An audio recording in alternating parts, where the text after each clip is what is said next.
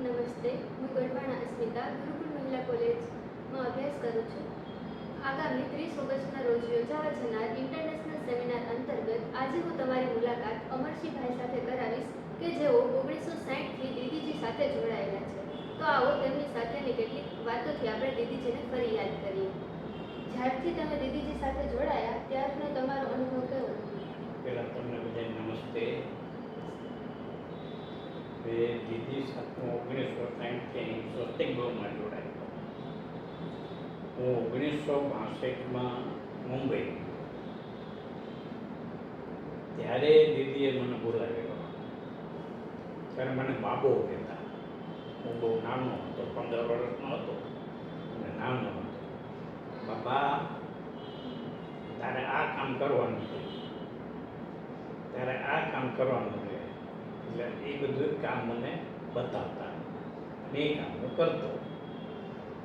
દીદી સાથે હું કરતો, દીદી સાથે, ધીરુભાઈ સાથે, ભાભી સાથે, મહેન્દ્રભાઈ સાથે હું નાનો હતો ત્યારથી સંકળાયેલો. એટલે દીદી જે કંઈ સૂચના આપે એ બધું મારે કામ કરવાનું. પછી આગળ વાત કરીએ તો જ્યારે તમે દીદીજી વિશે વિચારો છો ત્યારે તમારા મનમાં તેની પહેલી છબી કે ક્ષણ કઈ આવે છે? દીદીની છબી પહેલાં એ આવે કે એ માતાજી સ્વરૂપ હતા. આપણે એમ લાગીએ એ સામે બેઠા હોય તો હમણાં બેઠા હોય સાક્ષાત જગદંબા બેઠા, એવી છબી દિલની અંદર થાય અને એમાંથી ભાવ બધે ઉત્પન્ન થાય કે માતાજીને આપણે પ્રણામ કરીએ, ચલાવીએ, માતાજીના આશીર્વાદ લઈએ. એ બધું દીદી પાસે એવી આ થતી છબી દિલની અંદર ત્યાં સાક્ષાત માતાજી છે. જ્યારે તમે દીદીજીની પહેલી મુલાકાત કરી ત્યારે તમારા પર વ્યક્તિગત કે આધ્યાત્મિક પ્રભાવ કેવો રહ્યો? આધ્યાત્મિક તો બહુ લાગ્યો કે દીદી પોતે મહાન વિદુષી હતા, ભક્તિભાવળ હતા. એટલે આપણને એની એક વાઇબ્રેશન આપણામાં આવે કે આપણને ભક્તિભાવનું આપણને થાય એવું પાસ. બીજા કોઈ ઓલા નહીં, પણ ભક્તિભાવનું બહુ હતી. ખરેખર આપણે અત્યારે પણ ગુરુકુળમાં એ ઉર્જાને અનુભવી રહ્યા છીએ. તેમજ જો તમારે દીદીજીના વ્યક્તિત્વને માત્ર 3 શબ્દોમાં જ વર્ણન કરવાનું હોય તો એ શબ્દ ક્યાં હોઈ શકે? દીદીજી મહાન હતા, વિદુષી હતા અને ભક્તિભાવ.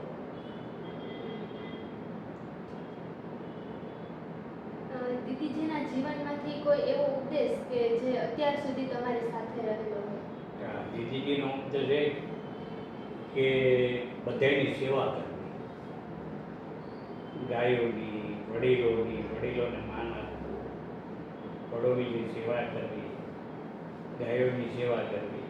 આજની તારીખમાં અમે ગાયોને લીલું ને લાડવાનું બધું નાખીએ.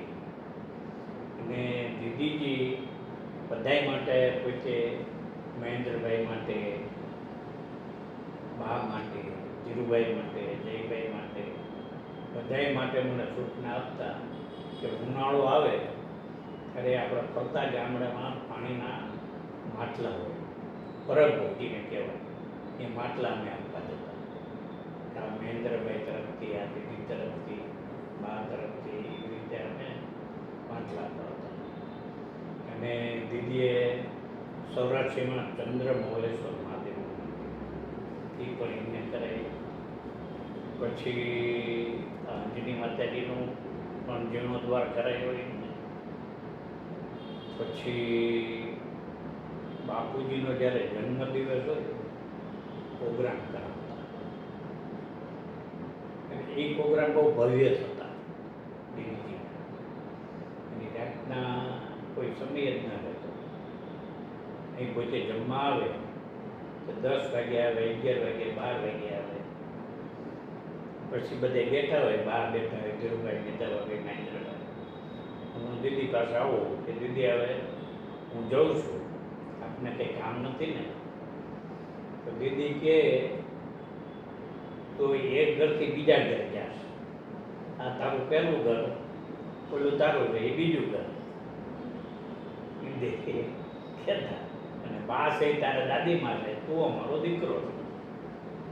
ખરેખર દીદીજી છે એ દરેક વ્યક્તિને સમાન રીતે ગણતા. ગણતા.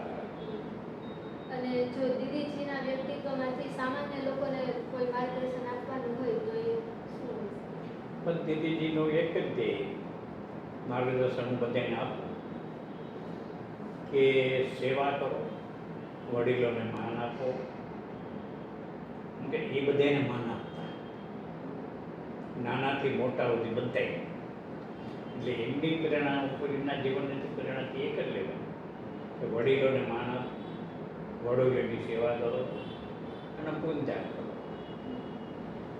આપનો ખૂબ ખૂબ આભાર. આપની સાથેની દીદીજીની આટલી સુંદર વાતો સાંભળીને અમને દીદીજીનું એક નવું જ પાસું જાણવા મળ્યું કે જે વડીલોનો આદર સન્માન કરતા અને દાન પુણ્યને પણ છે એ ખૂબ મહત્વનું માનતા. તો આપનો ખૂબ ખૂબ આભાર.